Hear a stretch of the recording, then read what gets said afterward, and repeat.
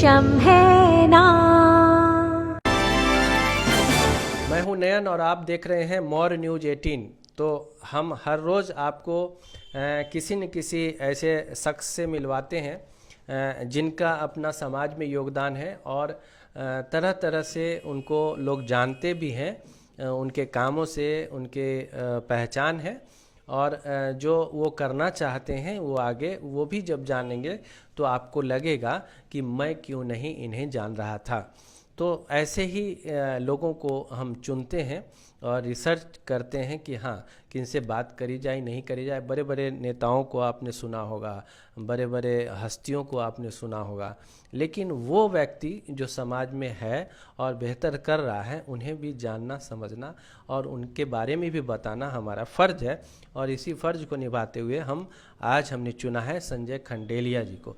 और संजय खंडेलिया के बारे में हम बता दें आपको कि ये बिल्कुल युवा नेता हैं और नेता तो हैं ही, प्लस ये एक बड़े बिजनेसमैन हैं, एक उद्योगपति आप कह सकते हैं कि अच्छे खासे उद्योगपति हैं और बिहार से बिलोंग करते हैं, खगड़िया ज़िले से बिलोंग करते हैं, जो काफ़ी पिछड़ा हुआ इलाका है, वहाँ से बिलोंग करते हैं। तो ये है इनका एक छोटा सा परिचय जो हमने दिया। बाकी बातचीत से हम जानेंगे कि आखिर हमने इनको क्यों चुना, आखिर ये हैं क्या, और इनके बारे में जब आप सुनेंगे तो आप खुद तय करेंगे कि इन्हें जानना कितना ज़रूरी था। संजय खंडेलिया जी, आपका मोर न्यूज़ 18 में स्वागत है। जी, आपका भी बहुत बहुत धन्यवाद और मोर न्यूज़ 18 के दर्शकों का भी बहुत बहुत धन्यवाद। थैंक यू आपका, आपने मोर न्यूज़ 18 के लिए अच्छी बातें कहीं। संजय जी, आप तो काफ़ी युवा हैं, युवा दिवस अभी चल रहा है। विवेकानंद जी कहते थे कि युवा ही बहुत बड़ी शक्ति, आने वाले एक दिनों युवा को पहचानो, हाँ, और एक लक्ष्य होना चाहिए, हाँ, और तब तक चलो उस पर जब तक उसको पूरा न कर लो। ये एक संदेश था उनका। बिल्कुल बिल्कुल।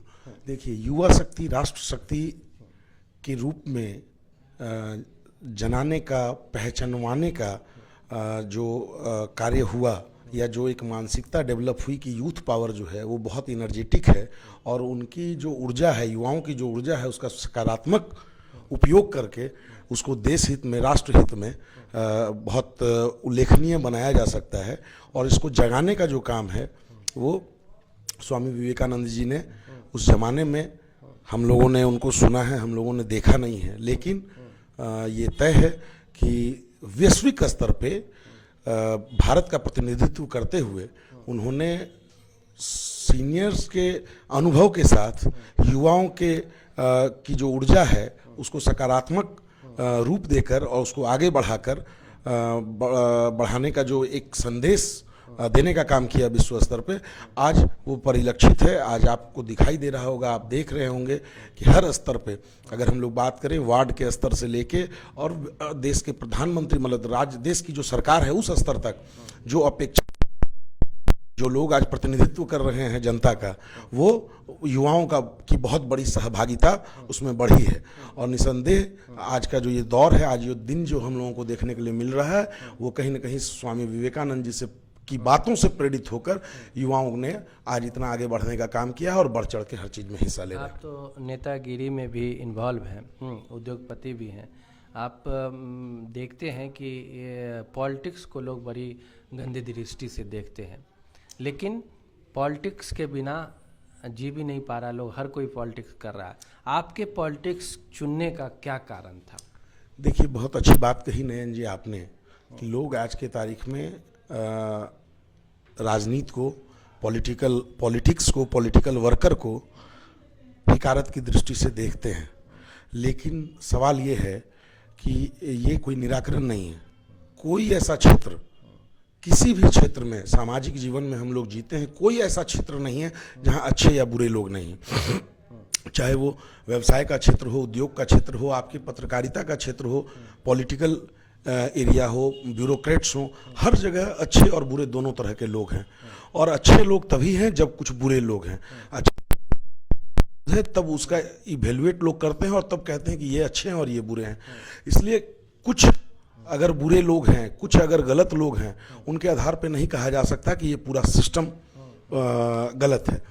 और जहाँ तक रहा देखिए, मूल समस्या मैं ये मानता हूं कि हम सब लोग अपने अपने स्तर पे बैठ के सिस्टम को, पॉलिटिशियन को, इन सब को कि अरे यार सिस्टम बहुत करप्ट हो गया है, कुछ नहीं हो सकता है, राजनीति बहुत गंदी हो गई है, ये सारा कुछ कहते हैं। बट करेगा कौन? आपके देश की, आपके स्टेट की, आपके जिले की अगर पॉलिटिक्स है तो उस पॉलिटिक्स में कुछ अगर आमूलचूल परिवर्तन होता है तो करना आप ही को पड़ेगा। करेगा कौन, इस पे कभी चर्चा नहीं होती। तो हर आदमी को अपना बोध, अपने दायित्व का बोध करना पड़ेगा। सरकार क्या है? मेरे, आपके, हमारे प्रतिनिधि, चूंकि पूरा का पूरा देश बैठ के एक एक जनता मिलकर निर्णय नहीं ले सकती, तो एक समूह जो है वो किसी एक व्यक्ति को प्रतिनिधि चुनता है। वो समूह आगे जाके कैबिनेट बनाते हैं, मुख्यमंत्री बनाते हैं, प्रधानमंत्री बनाते हैं, और उसके माध्यम से देश हित में, राष्ट्र हित में निर्णय लिए जाते हैं। तो अगर चयन गलत है तो फिर किसी न किसी को तो आगे आना होगा। और हर व्यक्ति का देश के प्रति और राज्य के प्रति, हर व्यक्ति का जो दायित्व है उसको निभाना है। तो आपका एक मूल उद्देश्य क्या था, ये मुझे जानना है कि राजनीति में आने, आप तो उद्योगपति हैं, तो उद्योग भी संभालना है, पॉलिटिक्स को भी संभालना है। देखिए, राजनीति के दो पहलू हैं। राजनीति में जो भी आए वो इलेक्ट्रल पॉलिटिक्स का हिस्सा बने, ये आवश्यक नहीं है। आज अगर हम लोग अपने स्टेट की बात करें तो यहाँ 243 विधानसभा की सीटें हैं, कुछ 75 सीटें विधान परिषद की हैं, इसके बाद कुछ राज्यसभा हैं, 40 सीटें लोकसभा की हैं। लेकिन पॉलिटिकल वर्कर तो इतना ही नहीं है, या इतने ही लोगों के बदौलत तो सरकार नहीं बनती है। ये तो उसका बहुत चंद, मतलब मेरी ख्याल से 1% का भी से भी बहुत छोटा हिस्सा है जो लोग इलेक्ट्रल पॉलिटिक्स में हैं। लेकिन कार्यकर्ता जो पॉलिटिकल वर्कर हैं, जिनकी थॉट पॉलिटिकल है, उसका बहुत बड़ा समूह है। ठीक है, तो हर व्यक्ति को जैसे उनके लिए बाकी सारी प्रायोरिटी है, जैसे वो अपने घर का सब कुछ करते हैं, सारी चीज़ें करते हैं और चाहते हैं, अपेक्षा करते हैं सरकार से कि हमको बेहतर सड़क मिले, रोड मिले, स्वास्थ्य की सुविधा बढ़िया हो, हर चीज़ बढ़िया हो, तो उनको इसमें इसकी सहभागिता आपको रखनी होगी। जैसे आपकी बाकी सारी प्राथमिकताएं हैं, वैसे ही पॉलिटिकल क्षेत्र में भी आपका कंसंसनेस बहुत जरूरी है।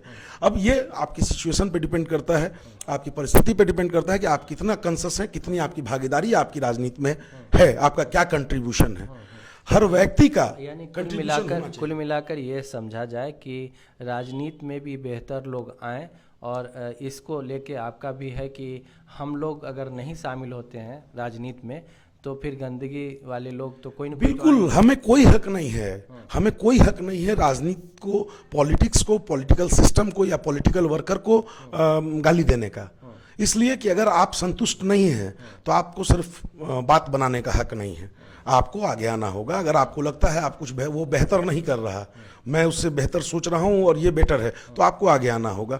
राजनीति में किसी के लिए रास्ते या किसी के लिए कोई बंद नहीं है, या आज की तारीख में ऐसा नहीं है कि यहाँ आने के लिए आपको कोई पीसीएस का और बीपीएससी का एग्जाम देना है। आपकी अपनी क्षमता होनी चाहिए। संजय खंडेलिया जी, मेरी बात संजय खंडेलिया जी से हो रही है। संजय खंडेलिया जी, एक बात और, पॉलिटिक्स में एक और पॉलिटिक्स है, यह है कि देखा जा रहा है कि जो पैसे वाले हैं, आप जैसे उद्योगपति हैं, उनकी ही पकड़ में पॉलिटिक्स है, वो लोग ज़्यादा पॉलिटिक्स को पकड़ पाते, जो गरीब गुरबे हैं वो कहीं न कहीं बहुत पीछे रह जाते हैं। मैं इससे सहमत नहीं हूँ, बड़े स्पष्ट तौर पे मैं आपको कहना चाहता हूँ, मैं इससे सहमत नहीं हूँ। और आपके सामने उदाहरण है। अभी मैं भारतीय जनता पार्टी का एक सक्रिय सदस्य हूँ, और उस नाते आपको बताता हूँ कि अभी त्वरित जो मतलब तत्काल अभी जो आपके राज्य की, बिहार राज्य की जो परिस्थिति रही है, आपने देखा होगा कि सुशील मोदी जी, हमारे आदरणीय नेता, जो पूर्व मुख्यमंत्री थे, उनको पार्टी ने अब दिल्ली की जवाबदेही दी है, उनको राज्यसभा भेजा है।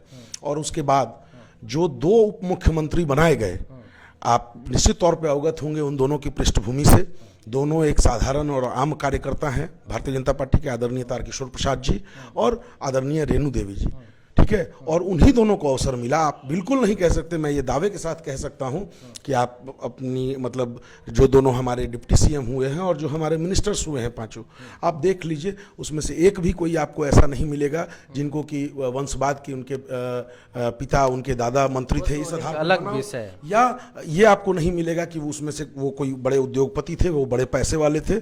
सबकी आप निकाल के कुंडली देख सकते हैं कि वो एक भारतीय जनता पार्टी के आम कार्यकर्ता, एकदम बिल्कुल एवरेज घर से परिवार से, उनकी पारिवारिक पृष्ठभूमि, उनकी व्यावसायिक पृष्ठभूमि में अगर आप खंगालेंगे तो आपको स्पष्ट हो जाएगा।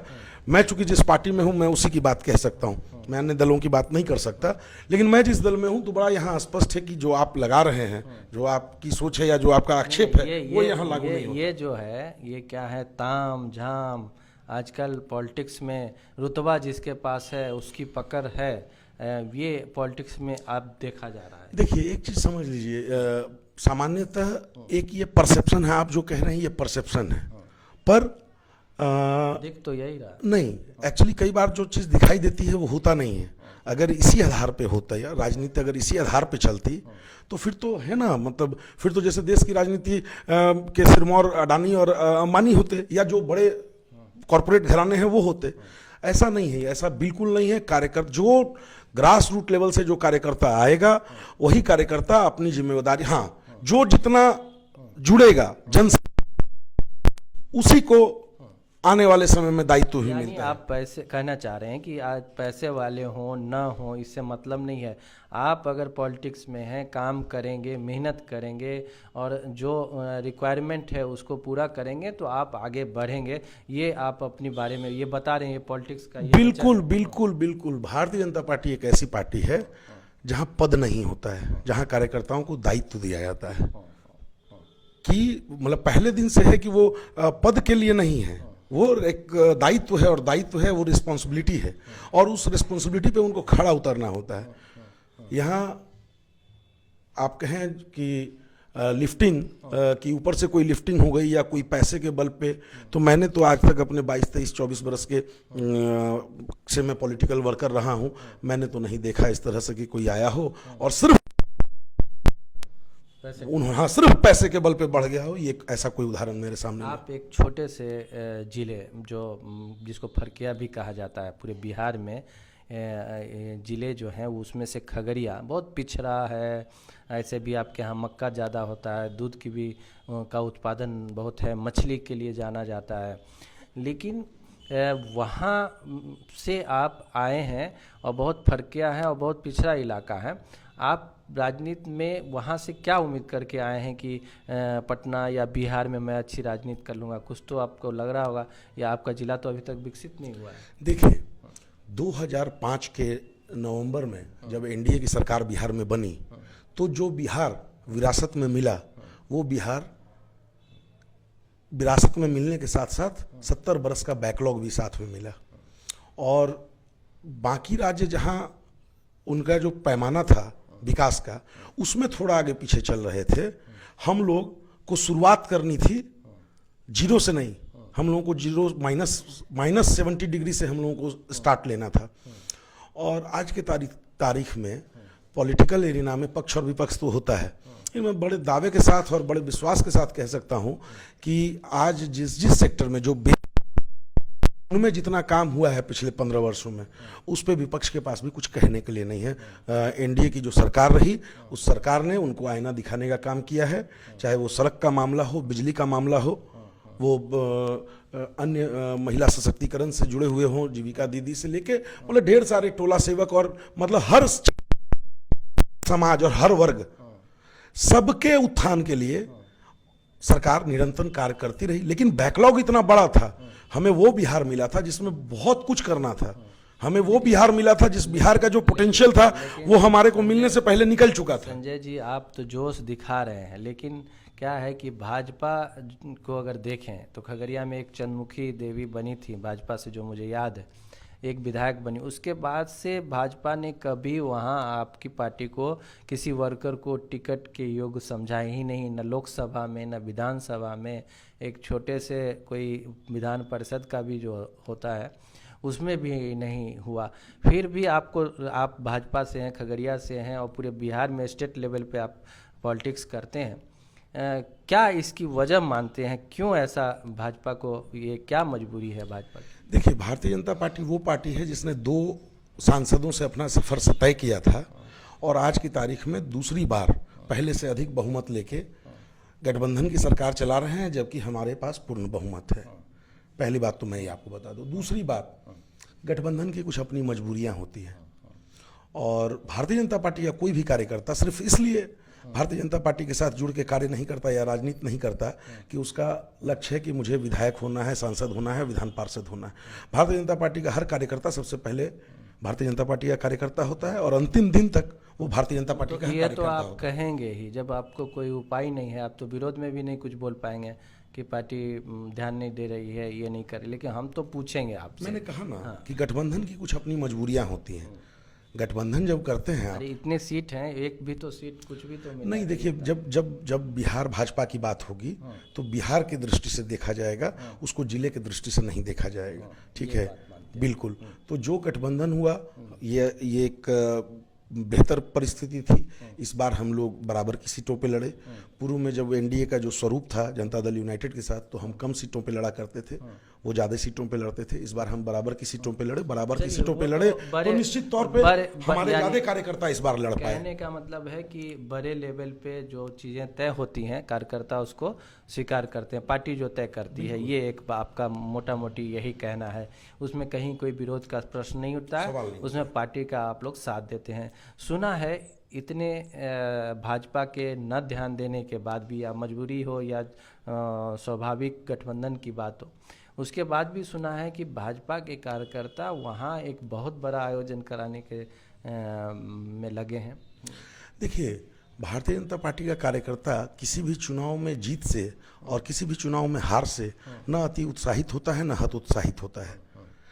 हमारे सहित जो भी जिला के कार्यकर्ता और हमारी जो पूरी जिला संगठन की सारी टीम है, निश्चित तौर पे हम लोग सब लोग चाहते थे कि भाई हम लोग भी बाकी जैसे अन्य दल चुनाव लड़ते हैं तो हम भी अपने सिंबल पे हमारे भी प्रत्याशी हों।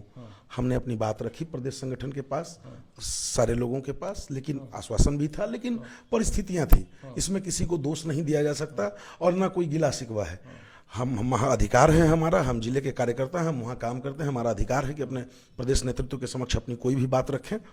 और लेकिन जो परिस्थितियां हैं हम उनके साथ हैं, तो हम नहीं लड़ पाए, लेकिन हमने जो हमारा गठबंधन था उसके लिए मजबूती से काम करने का वहाँ कुछ एक बड़े कार्यक्रम भी इसके बाद। बिल्कुल बिल्कुल बिल्कुल कार्यक्रम, देखिए जनता भारतीय जनता पार्टी में कार्यक्रम सदैव निरंतर चलते।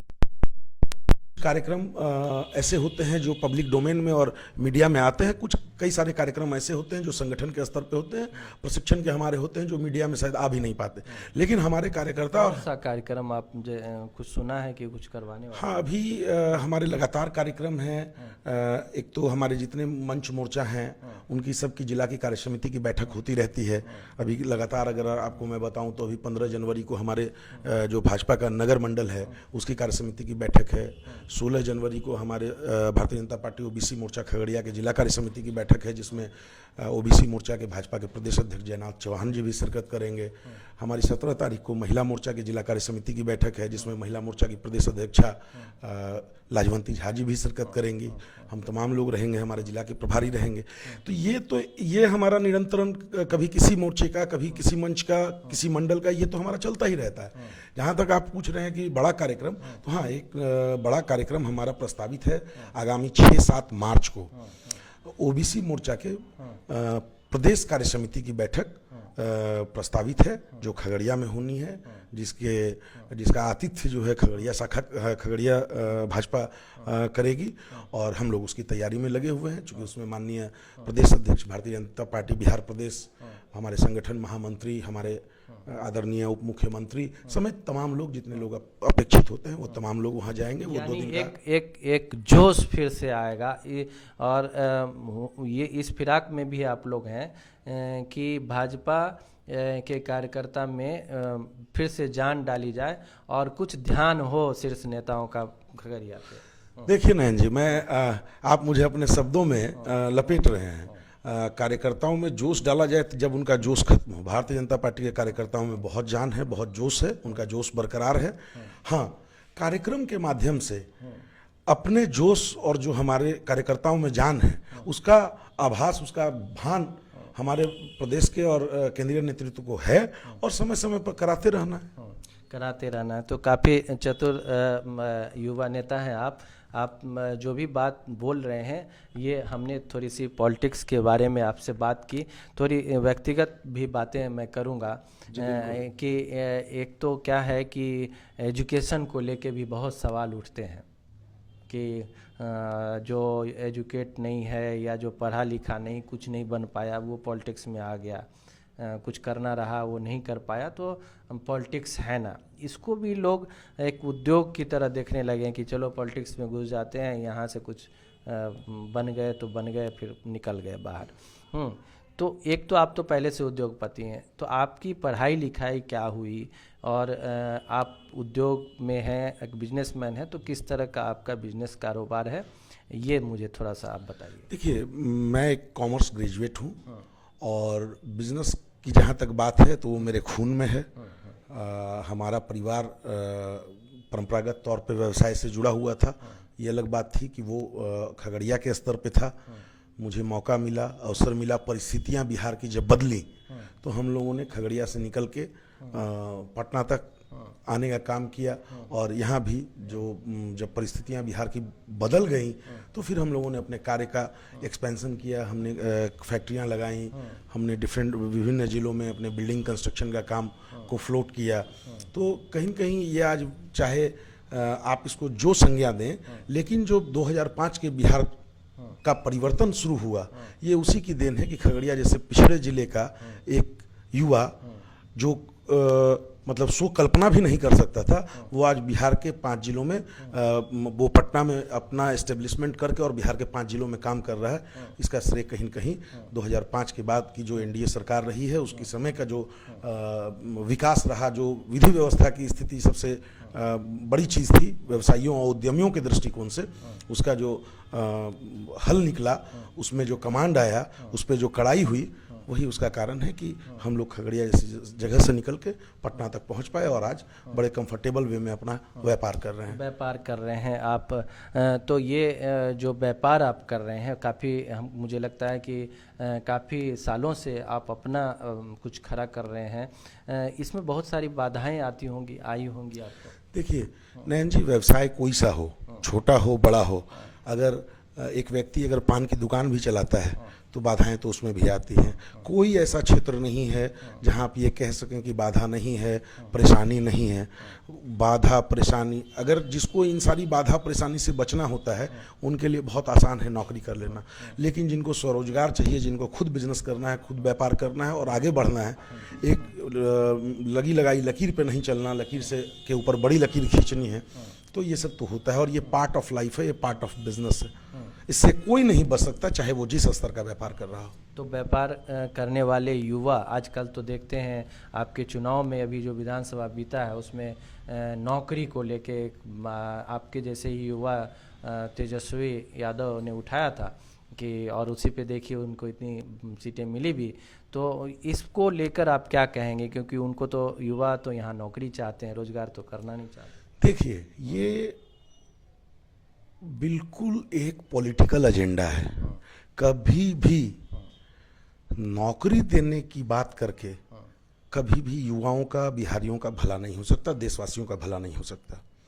हर हालत में जॉब सीकर नहीं, जॉब गिवर बनना होगा। इस पे चलना होगा कि हम कैसे, हम एक सरकारी नौकरी की आकांक्षा ना रखें, हम एक नौकरी की तलाश में सरकार की तरफ टकटकी लगा के ना देखें, बल्कि हम ऐसा सोचें, और इस पर ये सरकार जिस पे काम कर रही है कि हम 10 नौकरी दे सकें, मुझे वो बनना है। मैंने जीवन में कभी नहीं सोचा सबसे आसान काम है ना नयन जी, कि एक नौकरी ले लेना, मैं, मेरी पत्नी और मेरे 2 बच्चे, एक फ्लैट हो गया, एक गाड़ी हो गई, जीवन सेटल। ये सबसे आसान काम है।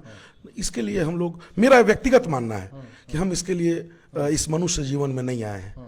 हमने अगर अपना, तो सब कोई करता है, हर कोई करता है, जो जानवर है, जो रोड पे है, वो भी अपना तो जी ही लेता है ना किसी तरह से। हम लोग मनुष्य की योनि में आए हैं, तो कुछ अपना करते हुए, कुछ इष्ट मित्र के लिए, कुछ समाज के लिए, जो आपकी रीच हो, अगर उसके लिए कुछ नहीं कर पाए तो ये जीवन व्यर्थ है। तो जॉब गिवर जब तक हम नहीं बनेंगे, और आज की तारीख में नरेंद्र मोदी की सरकार में जो चल रहा है, जो एजेंडा है इनका, स्किल डेवलपमेंट से लेके तमाम, आप देखिएगा आने वाले समय में कि लोग कितने धीरे, चूंकि मैंने आपको कहा कि बैकलॉग 70, कोई आए, कोई कहे कि जादू की छड़ी से हम रातों रात ओवरनाइट ठीक कर देंगे, वो संभव नहीं है। लेकिन जिस गति से हो रहा है, जिस जिस सेक्टर में जो जो काम हो रहा है, जिस तरह से एम्प्लॉयमेंट जनरेट हो रहे हैं, मुद्रा योजना क्या थी? मुद्रा योजना के माध्यम से बहुत सारे छोटे लोगों को मैं व्यक्तिगत तौर पे जानता हूँ, जो कि रेडीमेड की दुकान में नौकरी करते थे, कपड़े की दुकान में नौकरी करते थे, और उन लोगों ने कुछ नहीं, जिसको 2 लाख मिला उसने 2 लाख से फ्री लगा के, जिसको 5 लाख मिला उसने छोटा सा अपना एक स्टॉल लगा के काम किया, और मतलब वो बहुत अच्छी कंडीशन में है। उन्होंने अपनी लिमिट जो है बढ़वा के 2 लाख जो हुआ था ग्रांट, उन्होंने बढ़वा के अपनी लिमिट 10 लाख करवा ली मुद्रा की, और जो हॉकरिंग करते थे उन्होंने अपना स्टॉल लगा लिया, स्टॉल वाले ने दुकान ले ली, तो उनका जीवन स्तर बढ़ा है और वो बहुत खुश हैं। वो भी उसी कतार में थे, नौकरी वाली कतार में, लेकिन आज वो जिस स्तर पे भी है उन्होंने 1 2 4 लोगों को रोजगार दिया है। जब तक इस मानसिकता पे जब तक काम नहीं होगा, ये तो सबसे आसान एजेंडा है गुमराह करने के लिए। देखिए, युवा जो है, मैंने कहा बहुत जोश होता है, बहुत फायर होता है, उसका जो ये पीरियड है, इस पीरियड में उसको गुमराह करना भी आसान होता है। एक चीज़ और मैं जानना चाहूँगा कि एज ए समाज सेवी, एज ए उद्योगपति, खगड़िया हो या पूरे बिहार में आपका क्या ऐसा कंट्रीब्यूशन जिसको लेके आपको कभी सुकून मिलता होगा और आप कुछ और करना चाह रहे हैं? देखिए, अगर कंट्रीब्यूशन की आप बात कीजिएगा तो एकदम ग्रास रूट लेवल से लेके यहाँ तक जब जो अवसर मिला मुझे, अगर आप खगड़िया की बात करेंगे तो खगड़िया में भी जब अवसर मिला तो हम लोगों ने, मैं मारवाड़ी युवा मंच का अध्यक्ष था, बाद में कार्यक्रम संयोजक था, उसके माध्यम से हम लोगों ने गरीब लड़कियां जिनके पिता सक्षम नहीं थे, हमने उन लोगों के सामूहिक विवाह का कार्यक्रम का आयोजन कराया, ये खगड़िया स्तर पे। और इसके अलावा जो कुछ चीज़ें हैं वो जिक्र करने की नहीं है, हमने क्या वितरण किया या किसकी मदद की, वो उसकी चर्चा करके उसका न्यूज चलवा के ये मैं सही नहीं मानता। इसी तरह से अगर प्रदेश स्तर पे बात करें तो हम लोग की एक संस्था है माँ वैष्णो देवी सेवा समिति, जिसका मैं संस्थापक सचिव रहा हूँ। हम लोग उसके माध्यम से हर साल 51 जो वही मैंने बताया कि जिनके माता पिता सक्षम नहीं है, उन जोड़ों की शादी होती है, उनको हर वो खुशी और गृहस्थी का सामान संस्था की तरफ से मीन्स लोगों के सहयोग से मुहैया कराया जाता है। हमारा मेडिकल कैंप लगता है, फ्री मेडिकल चेकअप कैंप लगता है, तो इन सारी चीज़ों में सहभागिता बनी रहती है। और इसके अलावा बहुत सारी चीज़ें ऐसी हैं जो व्यक्तिगत स्तर पर किसी को करते हैं तो जिसकी चर्चा करना उचित है, वो उचित है भी नहीं। लेकिन हम खगड़िया की एक बार फिर से बात करेंगे कि खगड़िया में दूध का उत्पादन अधिक है, खगड़िया में मक्का पूरे इंडिया में सबसे ज़्यादा उत्पादन है, दूध के भी मामले में एशिया में कभी बड़ा उत्पादन का क्षेत्र रहा है, लेकिन वहाँ कोई क्लस्टर नहीं बना, कहें वहाँ के किसानों के लिए कुछ नहीं बना अभी तक। तो आप युवा नेता हैं, वहाँ से बिलोंग करते हैं, शीर्ष स्तर के नेताओं से आपकी बात होती होगी, कुछ इस मुद्दों को उठाएंगे, कुछ करेंगे इस पर? देखिए नयन जी, हमारे यहाँ 3 चीज़ें हैं, 2 का आपने जिक्र किया, 1 छूट गई। हमारे यहाँ 3 चीज़ें हैं। हमारे यहाँ दूध है प्रचुर मात्रा में, हमारे यहाँ मकई है प्रचुर मात्रा में, और हमारे यहाँ मछली भी है प्रचुर मात्रा में। तो आप देखिए, इसमें मैं आपको बताऊं कि स्टार्च फैक्ट्री जो हमारे यहाँ है प्रस्तावित थी, ऑलमोस्ट तैयार हो गई। कुछ लैंड डिस्प्यूट या कुछ जो आप समझते हैं जब कोई बड़ा प्रोजेक्ट आता है, वो भी हमारे वैसे लैंड लॉक डिस्ट्रिक्ट है हमारा, तो ज़मीन की बहुत समस्याएं रहती है। तो खैर वो सारी समस्याओं का निराकरण करके वो अबाउट टू स्टार्ट है। तो एक सबसे बड़ी हमारी अचीवमेंट इस गवर्नमेंट में, आदरणीय नरेंद्र मोदी जी की सरकार में, ये है कि हमारे यहाँ स्टार्च फैक्ट्री चालू है। हमारे यहाँ स्टार्च फैक्ट्री चालू होने का मतलब हमारे जो किसान मक्का का उत्पादन कर रहे हैं उनको अपने डिस्ट्रिक्ट में उनको जगह मिल गई जहाँ उनको माल बेचना है, कोई उनको टेंशन नहीं रही, बिचौलियों से उनको मुक्ति मिल गई। जो हमारे यहाँ उसमें एम्प्लॉयमेंट जनरेट हुआ। नहीं, वो और भी कुछ तो वहाँ होना, अभी एक तो ठीक है ये चीज़ें हो रही हैं, मैं एक एक करके बता ही रहा था। आप अपने तरफ से कुछ मैं बता ही रहा था नयन जी, मैं बता ही रहा था। तो जैसे मक्का के क्षेत्र में मैंने कहा कि एक उल्लेखनीय पहल हो चुकी है। अब विषय है डेयरी, जो आपने कहा दूध, तो दूध में अभी हमारे यहाँ का दूध जो है वो सुधा डेयरी बरौनी से कनेक्टेड है और लगातार बात चल रही है।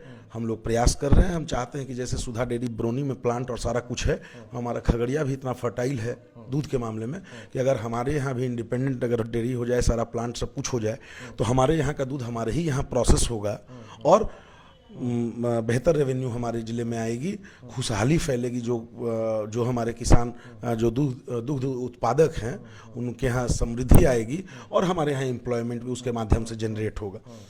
इसी तरह से मछली के जो प्रोसेसिंग आज जो मछली का हो रहा है, प्रोसेस होकर मछली विदेश तक जा रही है, तो कहीं ना कहीं किसी न किसी रूप में खगड़िया का योगदान है उसका, इसमें कोई दो मत नहीं है। लेकिन अभी क्या कि चूंकि हमारे जो वहाँ मछली पालन करने वाले हमारे लोग हैं, अभी वो ऑर्गेनाइज्ड वे में नहीं है, तो इस पे काम करने की आवश्यकता है। और करेंगे आप? बिल्कुल बिल्कुल अभी बिल्कुल। आपके यहाँ से जो सहनी जी, मुकेश सहनी, आप ही के इलाके से चुनाव भी लड़े थे, वो तो अभी मंत्री भी हैं इसी विभाग के, तो कुछ कहेंगे उनसे आप? बिल्कुल बिल्कुल, हमारी व्यक्तिगत तौर पे हम लोग मिले थे, हमारी बात हुई थी, और वो इस सेक्टर में बहुत ज़्यादा उत्साहित हैं। उनका ये मानना है कि मैं उनके बीच से आया हूँ, मैं मछली पालन की बात कर रहा हूँ, मत्स्य पालन की बात कर रहा हूँ, उनका ये मानना है कि मैं उनके बीच से आया हूँ और मंत्री हुआ हूँ। अगर मैं भी कुछ नहीं कर पाया तो इतिहास मुझे कभी माफ़ नहीं करेगा। तो इसलिए वो स्वयं इतने चिंतित हैं, बल्कि जो भी बातें हमने उनको कही तो मुझे बहुत खुशी हुई इस बात की कि उन्होंने पूरा होमवर्क मतलब इस पर किया हुआ था।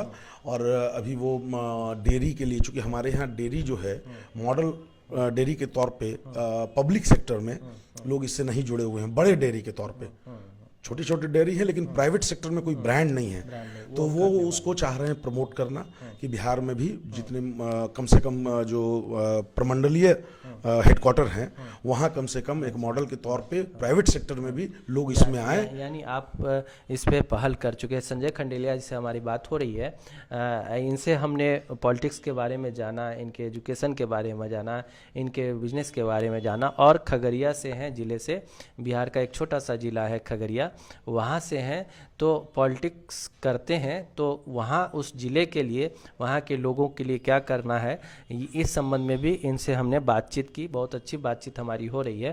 संजय जी, ये बताइए कि अभी की जो राजनीति है, अभी की जो वर्तमान राजनीति, इसमें जातिवाद बहुत हावी है। आप वहाँ तो फंस जाएंगे, वहाँ तो आपको तो वैश्य समाज से आते हैं, यहाँ तो देख ही रहे हैं लालू यादव वर्सेस नीतीश कुमार, ये हो रहा है। तो जातवाद राजनीति में मिटाए नहीं मिट रही है। कहने के लिए तो आप लोग कहेंगे, लेकिन ये नहीं है। तो एक युवा के तौर पे मैं एक छोटा सा आंसर चाहूँगा इसमें, और फिर चलते चलते मैं आपसे एक मनोरंजन के बारे में जानना चाहूँगा। कुछ गीत गाने या कुछ आप अपना कुछ मानसिक। जहाँ तक जाति की बात है तो हमारे बिहार और उत्तर प्रदेश में जो सामाजिक समीकरण और जो जाति आधारित चर्चा होती है, इससे, इस सच से हम इनकार नहीं कर सकते, है ऐसा यहाँ। लेकिन सिर्फ ऐसा ही है, मैं इससे भी इत्तेफाक नहीं रखता। ठीक है, वो मतलब वो एक फैक्टर हो सकता है, बट वो सिर्फ वही फैक्टर है राजनीति में, मैं इससे इत्तेफाक नहीं रखता। ये इत्तेफाक, राजनीति में कई सारे अगर फैक्टर हैं तो उसमें से एक फैक्टर है, और है हमारे बिहार यूपी में इसका असर। आप मानते हैं, लेकिन ये फैक्टर है जो आप मानते हैं, लेकिन ये भी मानते हैं कि सिर्फ इसी फैक्टर की वजह से राजनीति नहीं चलती, राजनीति के कई और भी पहलू हैं। तो चलते चलते हम आपसे बस आपके मनोरंजन का क्या सब्जेक्ट है, क्या आप मनोरंजन के लिए करते हैं, क्या आपकी रुचि है, कौन से लोग आपके लिए आदर्श हैं?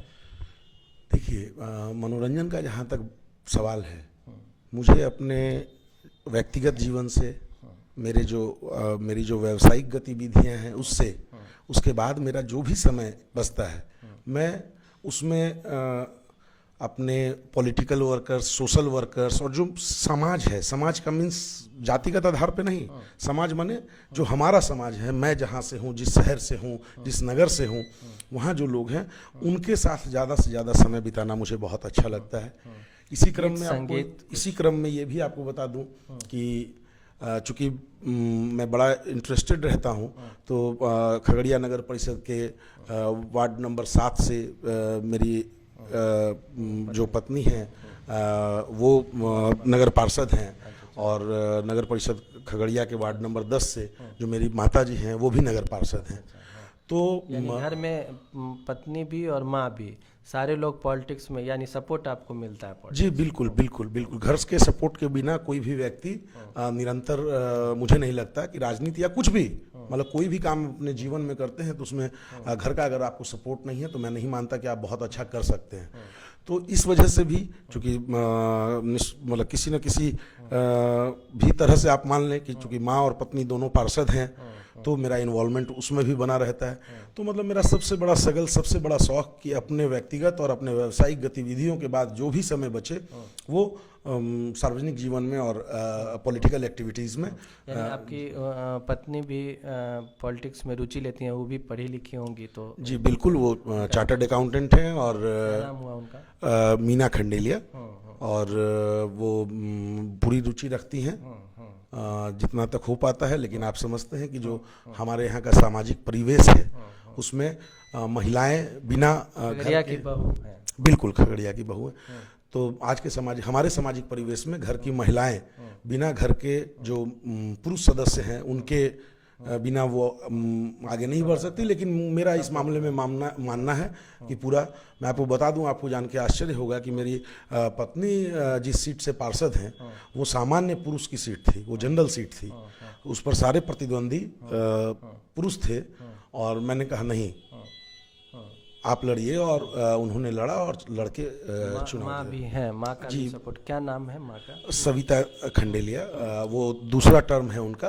पहले वो जो जहाँ से भी मेरी पत्नी है, पहले वो उस वार्ड से पार्षद हुआ करती थी पिछले टर्म में, और इस समय वो वार्ड नंबर 10 की पार्षद है। कुल मिलाकर आप हुए, आपकी माँ का भी सपोर्ट है, पत्नी का भी, यानी सब लोग सामाजिक कार्यों में भी रुचि लेते हैं और राजनीति में भी रुचि लेते हुए अपना उद्योग और अपना घर परिवार अच्छे से चलता है। तो हम ये चाहेंगे, तो बहुत अच्छी बात है। देखिए, ये सीखने की बात है कि सारे लोग इन्वॉल्व हैं और अपना काम भी कर रहे हैं और बिजनेस भी कर रहे हैं, राजनीति भी कर रहे हैं। ये जो बिखरने वाली बात यहाँ बिल्कुल नहीं है, ये सीखने की बात है। हर किसी को सीखना चाहिए कि कैसे मैनेज करते हैं। हम इस पर बात नहीं करेंगे कि कैसे मैनेज करते हैं, बस आप कर रहे हैं, अच्छी बात है, शुभकामना है। लेकिन एक गीत संगीत हम चाहेंगे कि गीत संगीत तो आदमी का जीवन है। कुछ कभी गुनगुनाया आपने? देखिए, मैंने गुनगुनाया नहीं, बट हाँ हैं कुछ गाने ऐसे हैं जो फुर्सत के पल अगर कभी मिलते हैं तो उन गानों को सुनना पसंद करता हूँ। जैसे कुछ ऐसा है जो दिमाग में अभी आ रहा हो तो? एक गाना है, ये दौलत भी ले लो, ये शोहरत भी ले लो, भले सुर में नहीं, मैं गाता नहीं हूँ, गा नहीं पाता हूँ, इसलिए मैं तो बोल के आपको बोल बता सकता हूँ गाने के।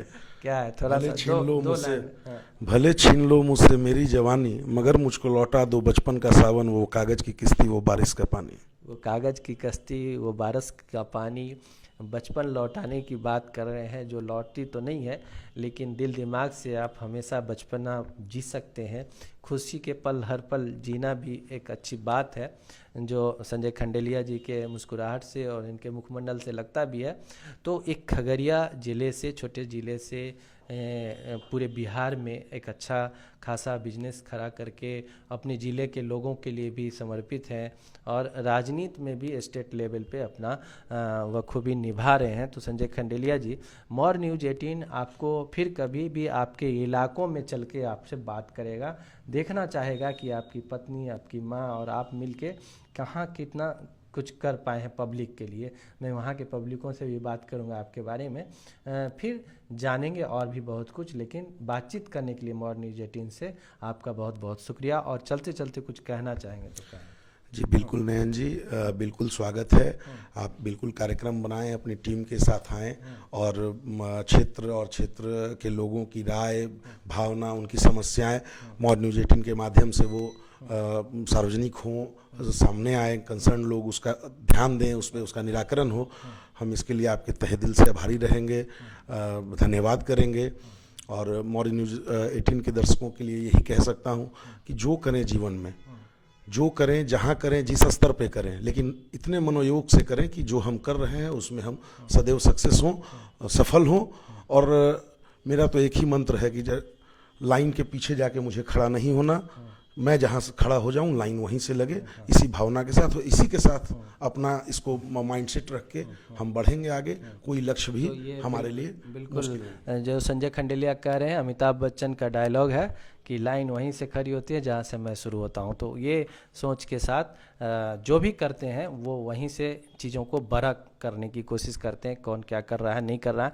तो युवाओं को आगे आना चाहिए, युवाओं की सोच को हम देखेंगे, टटोलेंगे। मॉर्निंग न्यूज़ 18 यही करता रहा है। आज हमने संजय खंडेलिया को टटोला है, आगे और भी कई साथी हमारे होंगे। हम हर एक लोगों से बात करेंगे, हमारे लिए हर एक लोग इम्पॉर्टेंट है। आप बने रहिए मॉर्निंग न्यूज़ 18 के साथ, देखते रहिए मॉर्निंग न्यूज़ 18। ये एक बेहतरीन नेट वर्जन का आपको चैनल है। आप जाएं तो यूट्यूब पे मॉर्निंग न्यूज़ 18 सर्च करें, फेसबुक पे सर्च करें, इंस्टाग्राम पे सर्च करें और देखते रहें मॉर्निंग न्यूज़ 18। और कैसा लगा, अगर आप भी मुझसे बात करना चाहते हैं तो अपना संदेश भेजिए और अपनी वजह भेजिए, हम आपसे भी मिलेंगे। देखते रहिए मॉर्निंग न्यूज़ 18। Thank you. रेशम है ना